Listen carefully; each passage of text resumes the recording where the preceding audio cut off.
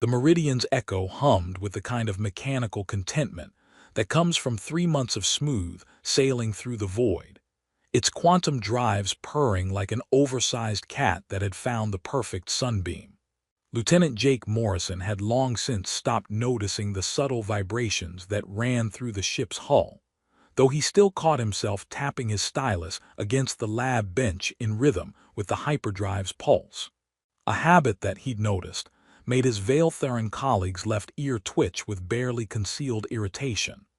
Sample 4A7 shows remarkable cellular adaptation to zero-gravity conditions, Lyreley announced, her voice carrying that precise, measured tone that seemed to be standard issue for her species.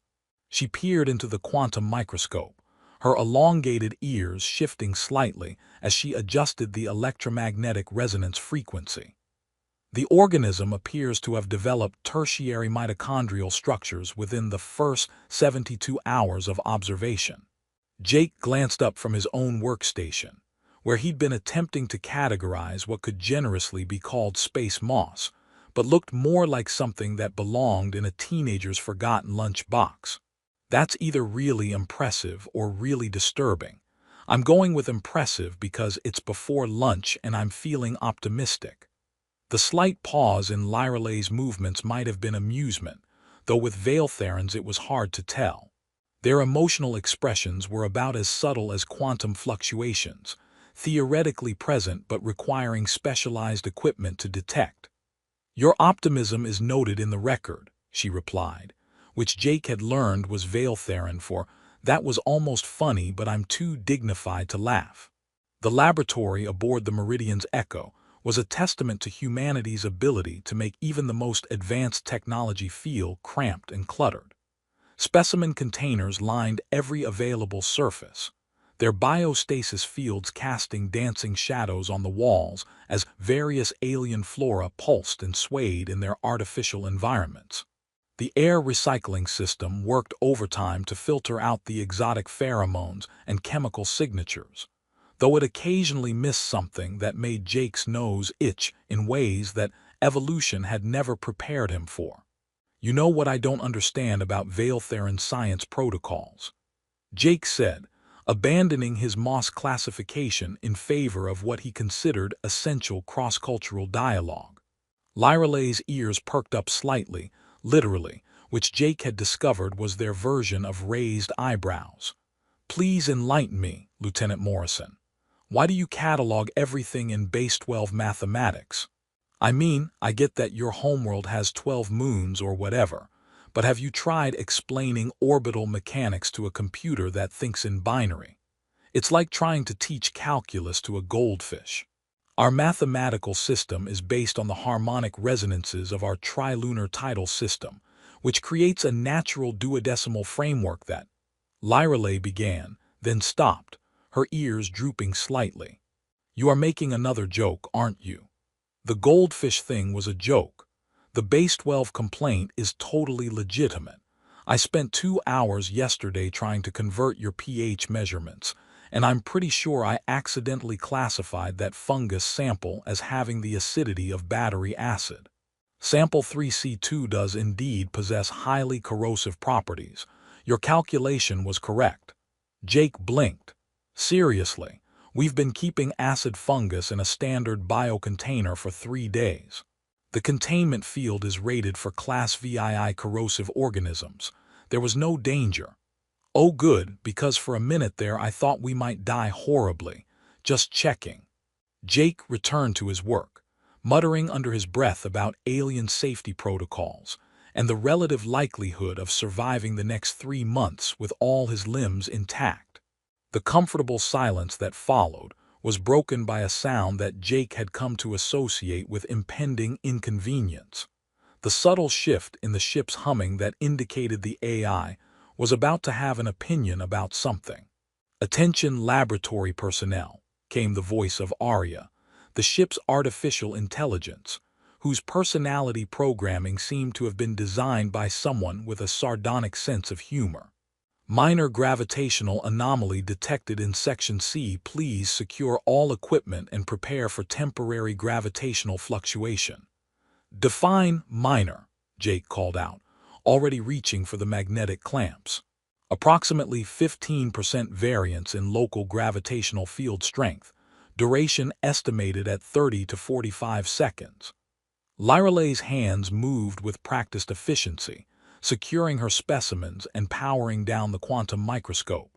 This is why Veiltheran vessels maintain consistent artificial gravity through redundant field generators. Yeah, well, humans prefer the excitement of occasionally floating around like caffeinated astronauts. Keeps life interesting. The gravitational field chose that moment to hiccup. Jake's stomach performed an impressive barrel roll as his feet left the floor, while his carefully organized notes decided to explore the concept of three-dimensional space. Across the lab, Lyralay maintained her characteristic composure even as she drifted sideways, her long ears fanning out slightly as they automatically adjusted to the changing electromagnetic fields in the room. "This is not," she said with remarkable dignity while slowly rotating clockwise, "an efficient use of research time." A container of bioluminescent algae samples floated past Jake's head, casting eerie blue light across the lab as it tumbled through the air. On the bright side, we're getting a unique perspective on cellular behavior in altered gravitational conditions. Very scientific. Your ability to find educational value in chaos is noteworthy. The gravity generator gave one final sputter before resuming normal function, depositing both scientists back onto the deck with varying degrees of grace. Jake landed in a crouch that he immediately tried to pass off as intentional, while Lyralay touched down with the kind of perfect balance that suggested her species had evolved from cats rather than primates. "Arya, status report," Jake called out while gathering his scattered notes. "Gravitational systems restored to normal parameters. Minor fluctuation caused by quantum resonance cascade in the tertiary field generator. Engineering reports all systems nominal. Translation: something broke, they fixed it, and they're not entirely sure why it worked," Jake muttered, stuffing papers back into his workstation. Just another day in the glamorous world of deep space exploration. Lyralay had already returned to her microscope, apparently unruffled by their brief adventure in zero gravity. "Perhaps we should continue with the analysis of sample 4A7. The cellular adaptation data is quite fascinating." "Right behind you, partner, just as soon as I figure out which of these papers belongs to which planet." Jake held up two data sheets that had somehow managed to swap information during their aerial dance. "Unless you think the volcanic rock samples from Kepler 442b are showing signs of photosynthetic activity." The slight twitch of Lyralay's ears might have been amusement, or possibly mild exasperation. With Veiltherans, the emotional spectrum was subtle enough to require advanced training in xenopsychology to interpret properly. As they settled back into their routine, Jake couldn't help but notice the way the laboratory's quantum lighting caught the subtle iridescence in Lyralay's hair, or how her ears moved with unconscious precision as she worked, adjusting to every electromagnetic frequency change in the room. 3 months of working together had taught him to read the minute shifts in her posture, the barely perceptible changes in her breathing pattern when she discovered something interesting. Not that he'd admit to paying that much attention to his colleague. That would be unprofessional, and possibly weird. The breakthrough came at 3:47 ship time, when most of the crew was either asleep or pretending to be asleep while binge-watching ancient Earth documentaries about cats. Jake had been drowsing over a cup of synthetic coffee that tasted like it had been filtered through a sock when Lyralay's sharp intake of breath jolted him awake. "Jake." Her voice carried an excitement he'd never heard before, though she was clearly trying to maintain professional composure. "You need to see this." He stumbled over to her workstation, nearly tripping over a power cable that the ship's maintenance bots had apparently decided belonged exactly where someone could break their neck on it. "Please tell me it's not another carnivorous space plant. The last one tried to eat my stylus and I'm running low." Look at the molecular structure of organism 4A7. Lyralay's fingers danced across the holographic display, rotating a complex three-dimensional model that looked like someone had asked a mad scientist to redesign DNA from scratch. Notice the tertiary helix formation here and the unusual protein folding patterns. Jake squinted at the display, trying to make sense of the swirling molecular dance. Okay, I see lots of twisty bits and some things that look like tiny pretzels. Should I be impressed or concerned? Both. Lyralay's ears were practically vibrating with excitement now, though she was still speaking in that measured tone that suggested she was fighting every instinct to jump up and down. This organism has developed a completely novel approach to energy storage. It's not using ATP like carbon-based life forms or crystalline matrices like silicon-based species. It's creating quantum-coherent protein structures that can store energy at the subatomic level. So it's basically a biological battery.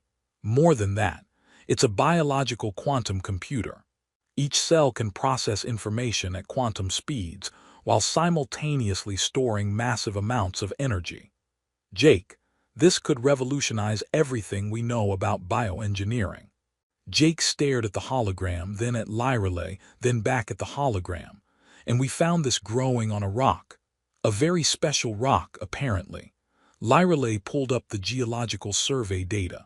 The mineral composition includes traces of exotic matter, elements that shouldn't exist in normal space-time. I believe this organism evolved to feed on quantum fluctuations in the planet's crust. Great, quantum space moss. Because regular space moss wasn't weird enough. Jake rubbed his eyes, trying to process the implications. So what you're telling me is that we've accidentally discovered alien life that runs on the fundamental fabric of reality itself. In layman's terms, yes. Lyralay's attempt at humor was delivered with the same precision she used for scientific observations, which somehow made it funnier.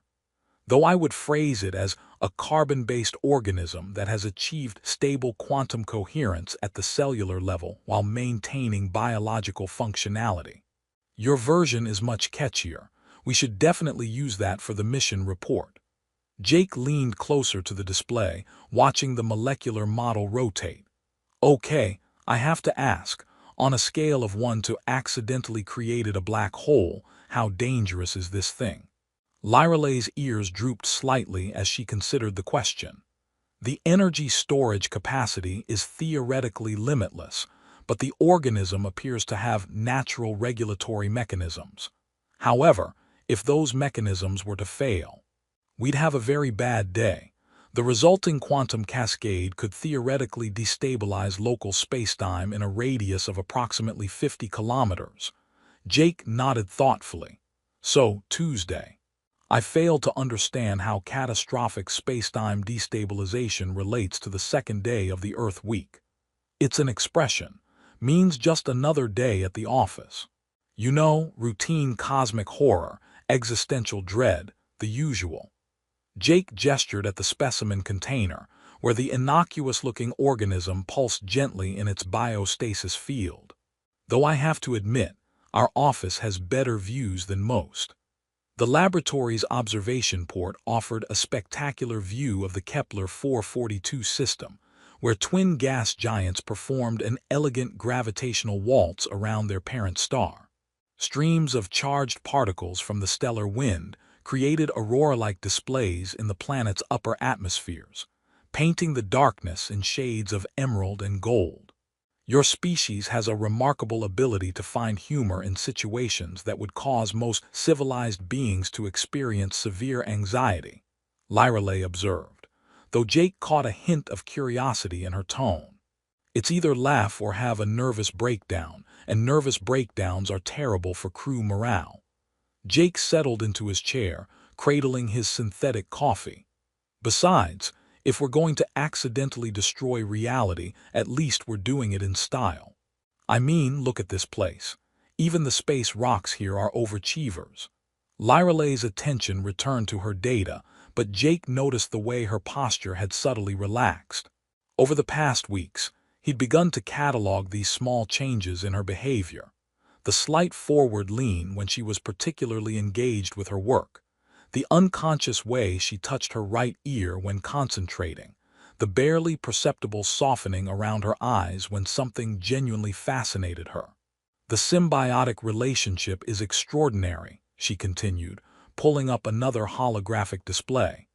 The organism doesn't just feed on quantum fluctuations, it actively stabilizes them.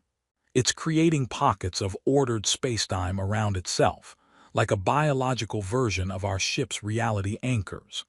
Wait, so this thing is basically doing what our multi-billion credit quantum stabilization array does, except it evolved to do it naturally. Precisely, and it's doing it more efficiently than our technology. Lyralay's ears twitched in what Jake had learned was her version of being impressed despite herself. The implications for terraforming alone are staggering. Imagine seeding a planet with organisms that could stabilize quantum fluctuations in the planetary crust, preventing the kind of reality storms that make so many worlds uninhabitable. Jake watched her work, noting the precise movements of her hands as she manipulated the data, the way her breathing changed when she made a new connection. 3 months of partnership had taught him to recognize when Lyralay was on the verge of a breakthrough, and right now she was practically glowing with intellectual excitement. "You know what the best part is?" he said, raising his coffee cup in a mock toast. "We're probably the first sentient beings in galactic history to discover quantum-coherent space moss. That's got to be worth at least a footnote in the xenobiology textbooks. More than a footnote, I believe." Lyralay's response was distracted, her attention still focused on the data streams cascading across her displays. "This discovery will require a complete revision of our understanding of quantum biology. Think they'll name it after us. Morrison Lyralay Quantum Moss has a nice ring to it. Scientific nomenclature follows established protocols. The species designation would be based on—" Lyralay stopped, turning to look at him directly. "You are making another joke. Hey, we've made it 3 months without any major disasters. Well, except for yesterday's gravity incident, but that wasn't our fault, probably." Jake gestured at the specimen container. "Besides, how much trouble could one little quantum organism cause?" As if summoned by his words, the organism pulsed brighter, its bioluminescence shifting through a spectrum of colors that shouldn't have been visible to human eyes. For just a moment, the air around the container seemed to shimmer, like heat distortion but colder, more fundamental. "Jake," Lyralay said quietly, her professional composure returning instantly, "I believe we should increase the containment field strength." "Already on it." Jake's fingers flew over the control panel, boosting the biostasis field to maximum power. "Think it heard us talking about it." "Quantum-coherent organisms may possess sensory capabilities beyond our current understanding." Lyralay's ears were now fully alert, scanning the electromagnetic spectrum for any anomalies. "We should proceed with extreme caution." The organism settled back to its normal luminescence, apparently satisfied with whatever quantum conversation it had been having with local reality. Jake and Lyralay exchanged glances, both recognizing that their discovery had just become significantly more complicated. "Well," Jake said finally, "at least our mission reports are going to be interesting."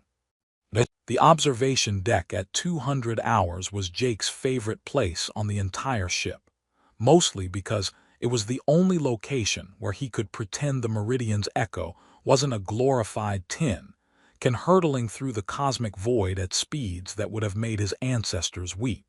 The massive transparent aluminum viewports offered an unobstructed view of the binary pulsar system they'd been monitoring for the past week, its synchronized emissions creating a light show that put Earth's northern aurora to shame.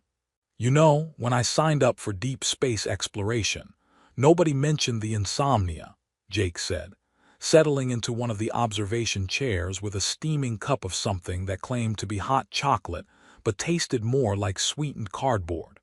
Lyralay looked up from the sensor array she'd been recalibrating, her elongated ears catching the soft blue glow from the pulsars. Sleep cycles are irrelevant when studying temporal phenomena. The binary system's emission pattern repeats every 1/337 seconds with microsecond precision. Missing even a single rotation could compromise months of data. Right, because heaven forbid we miss pulsar number 847,293. Jake stretched out in his chair, watching the cosmic light show paint ethereal patterns across Lyralay's features. Though I have to admit, the view up here beats staring at the ceiling of my quarters while listening to Ensign Rodriguez practice his accordion. Rodriguez plays a musical instrument, if you can call what he does playing. Sounds more like someone torturing a mechanical cat. In space, no one can hear you scream, but apparently they can hear you play accordion badly through 3 decks of bulkhead. Jake gestured at the pulsars. This is much more peaceful, even if we are technically watching the death throes of 2 collapsed stars. Lyralay's hands moved with practiced precision over the sensor controls. Her ears making those subtle adjustments that Jake had learned indicated deep concentration. The pulsars are not dying. They are among the most stable objects in the universe. Their rotation will continue for billions of years. Stable spinning corpses. That's either deeply philosophical or mildly disturbing. Jake sipped his not chocolate and watched Lyralay work. You ever wonder what your homeworld's doing right now? I mean, with all the time dilation from hyperspace jumps, it's probably been subjective months since we left. Vilthara follows predictable cycles. The trilunar conjunction occurs every 47 local days. The tidal harmonics shift according to gravitational mathematics, and the atmospheric processors maintain optimal gas ratios for Veiltheran physiology. She paused, her fingers stilling on the controls. Though I confess, I sometimes wonder about the research gardens, whether the quantum orchids have bloomed in the null season. Quantum orchids, flowers that exist in superposition until observed. They are considered quite beautiful, though their beauty depends entirely on the observer's quantum state at the moment of collapse. Lyralay's voice carried a note of something that might have been nostalgia, if Veiltherans did nostalgia. My clutch mother cultivated them in our family grove. Jake found himself leaning forward slightly. That sounds amazing and slightly terrifying. What happens if you observe them wrong? The beauty probability function collapses into mundane reality. They become ordinary flowers. Her ears drooped slightly. Many young Veiltherans learn quantum theory by accidentally ruining their first orchid viewing.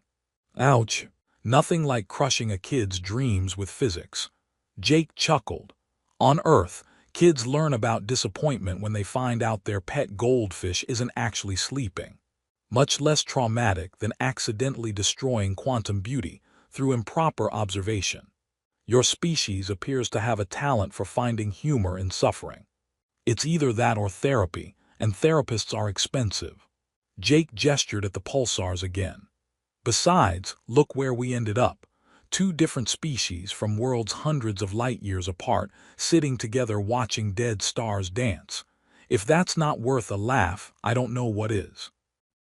The binary system chose that moment to pulse in perfect synchronization, bathing the observation deck in waves of blue and white light. The electromagnetic radiation triggered automatic responses in Lyralay's ears, which fanned out slightly to better analyze the frequency patterns.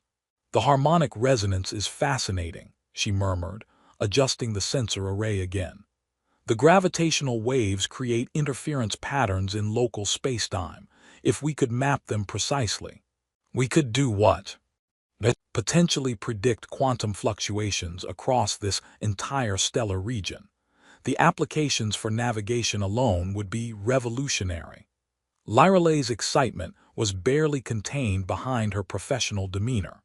Though the calculations would require processing power beyond our current capabilities. Jake watched her work, noting the way her posture shifted when she was on the verge of a breakthrough, the unconscious grace of her movements as she fine-tuned the sensors. You know, you get this look when you're figuring something out, like you're solving the universe one equation at a time. Science is essentially the process of imposing mathematical order on cosmic chaos. She glanced at him briefly. Though I suspect you would phrase it differently. I'd say we're cosmic detectives trying to figure out what the universe is up to when it thinks nobody's watching. Jake grinned. Less mathematical, more paranoid. Your anthropomorphization of natural phenomena is illogical but oddly engaging. The pulsar emissions shifted slightly, creating a new harmonic pattern that sent cascading colors across the observation deck.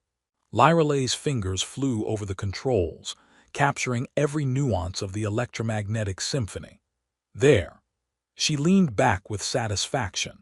The pattern deviation should provide enough data to model the gravitational interference across a sphere of approximately 50 light-years radius.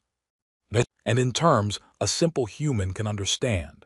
We can now predict where space will be stable enough for safe hyperspace jumps throughout this entire region of the galaxy. Lyralay's ears perked up with pride. What you might call a pretty big deal. Jake nearly choked on his not chocolate. Did you just make a joke? I was attempting to communicate in idioms more familiar to human cognition. That was definitely a joke. A slightly awkward, scientifically precise joke, but still a joke. Jake set down his cup and applauded. Ladies and gentlemen, after 3 months of intensive cross-cultural exposure, we have achieved humor compatibility. Your approval of my linguistic adaptation is noted. But Jake caught the slight upturn at the corner of her mouth that suggested she wasn't entirely displeased with his reaction. They fell into a comfortable silence, watching the pulsars continue their cosmic dance, while the ship's sensors quietly recorded data that would probably revolutionize galactic navigation. Jake found himself studying Lyralay's profile in the shifting light, the elegant line of her jaw, the way her ears moved with unconscious precision. You know, he said eventually, when this mission started, I figured I'd spend 9 months cataloging space rocks and making small talk with humans who were just as bored as I was. And instead I'm sitting here watching the universe's most expensive light show with someone who thinks in mathematics and grows flowers that exist in quantum superposition. Jake shook his head. Life is weird. Existence is statistically improbable, Lyralay agreed, though I find the improbability satisfying. A malfunction alert chimed softly from the sensor array, breaking their moment of philosophical contemplation. Lyralay immediately turned to the controls, her ears shifting to analyze the electromagnetic spectrum. The tertiary sensor is experiencing quantum interference, she said, her hands moving over the diagnostic displays. Probably feedback from the pulsar emissions. Need any help? The recalibration requires precise electromagnetic frequency matching. One incorrect adjustment could damage the entire array. Despite her obvious fatigue, Lyralay began the delicate process of realigning the sensors, her movements careful and methodical. Jake watched her work with growing admiration. After 3 months together, he'd learned to recognize her dedication, the way she pushed herself to maintain perfect standards even when exhaustion was clearly setting in. The cosmic light show continued outside, painting her concentrated features in shades of blue and silver, and Jake felt something shift in his chest, a warmth that had nothing to do with the not chocolate and everything to do with watching someone he genuinely respected doing what she did best. Without thinking, the words slipped out as naturally as breathing. You're really sweet, you know that. The effect was immediate and startling. Lyralay's hands froze completely on the controls, her entire body going rigid as if she'd been struck by lightning. Her eyes widened to an almost impossible degree, and for the first time since he'd known her, her carefully maintained composure cracked entirely. The silence stretched between them like a quantum field waiting to collapse, while Jake realized with growing horror that he'd somehow just committed what was probably a massive cultural faux pas. The pulsars continued their dance outside, oblivious to the emotional nuclear bomb that had just detonated in the observation deck. The flush that spread across Lyralay's pale features was unlike anything Jake had ever seen. Not just the simple reddening of human embarrassment, but something deeper, more fundamental, as if her entire circulatory system had suddenly decided to relocate to her face. Her hands trembled against the sensor controls, and when she finally turned to look at him directly, her expression held a vulnerability that made Jake's stomach perform complicated gymnastics. That is. Jake started, his brain frantically cycling through everything he knew about Veiltheran culture, which admittedly wasn't much beyond their very serious about everything, and their ears do interesting things. Look, I'm sorry if I said something wrong, I was just. Say it again. The words were barely above a whisper, but they cut through Jake's stammering apology like a quantum blade through space-time. Lyralay's voice carried an emotion so raw, so unexpected, that it stopped his breath entirely. What? Say it again. This time her voice was steadier, but her eyes held something that looked dangerously close to hope mixed with terror. Please. Jake stared at her, completely out of his depth. Sweet. You want me to call you sweet again? The visible shiver that ran through Lyralay's entire frame was answer enough. She closed her eyes for a moment, her ears drooping as if under some immense weight. In Veiltheran culture, she said carefully, each word chosen with scientific precision, the concept you translate as sweet is reserved for the most intimate of relationships. It is something shared between life-bonded partners or from parent to offspring. It is not. She paused, struggling with concepts that clearly had no direct translation. It is not spoken casually. Oh, Jake felt his own face heating up as the implications crashed over him like a hyperspace wake. Oh no, I didn't know, I swear. It's just something humans say when we think someone is being nice or thoughtful or... I know. Lyralay's eyes opened, meeting his with startling directness. Your universal translator provided the cultural context. Your words carried no romantic intent. Right, good, so we're okay then. But even as Jake said it, he could see that they were definitely not okay, that something fundamental had shifted in the space between them. The translation also indicated that your usage was genuine, that you truly meant the sentiment, even without understanding its cultural weight among my people. Lyralay's hands had stopped trembling, but her voice carried a note of wonder that made Jake's chest tighten. Do you understand what that means to someone who has spent her entire life believing that such words could only be spoken after formal bonding ceremonies and years of careful courtship? Jake swallowed hard. That I'm either incredibly stupid or incredibly lucky. Perhaps both. And there it was, the ghost of a smile tugging at Lyralay's lips, though her eyes still held that dangerous vulnerability. You have accidentally done something that no Veiltheran male has ever attempted. You spoke intimately to me without calculation, without agenda, simply because the moment felt genuine. So when you asked me to say it again, I wanted to hear how it sounded when spoken with intent rather than accident. Lyralay's ears had lifted slightly, though they still trembled with nervous energy. I wanted to know if the warmth I felt was real or simply my imagination imposing meaning where none existed.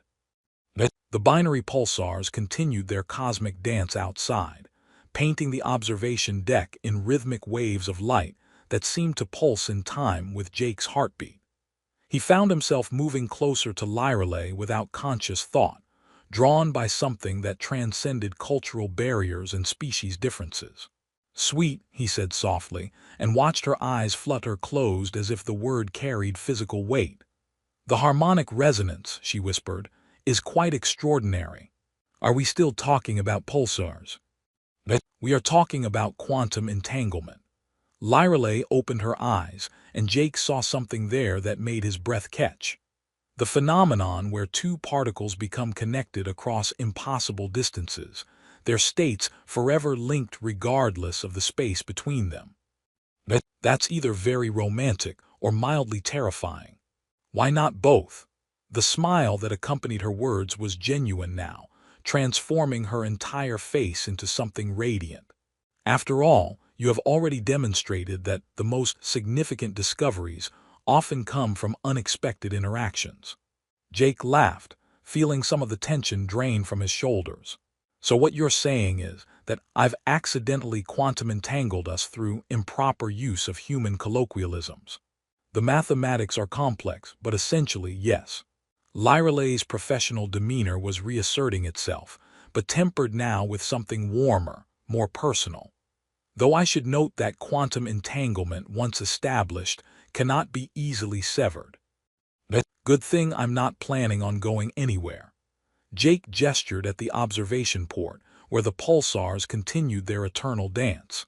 Besides, someone needs to make sure you don't work yourself into exhaustion cataloging cosmic phenomena. And someone needs to ensure you do not accidentally destabilize reality through casual conversation with advanced alien organisms. Hey, that was one time, and the quantum moss seems perfectly stable now. Jake paused, considering. Though I probably shouldn't tell it that it's cute. Who knows what that might translate to in quantum organism culture? Lyralay's laugh was like music, bright and genuine, and completely unexpected.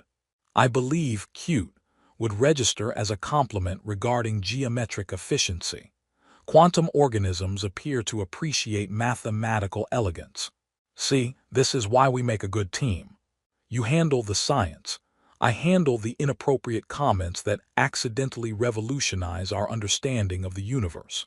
They stood together in comfortable silence, watching the light show outside while the ship's sensors continued recording data that would probably earn them both commendations from the Galactic Science Council. Jake found himself acutely aware of Lyralay's presence beside him, the subtle warmth of her proximity, the soft sound of her breathing, the way her ears moved with unconscious grace as they tracked electromagnetic frequencies.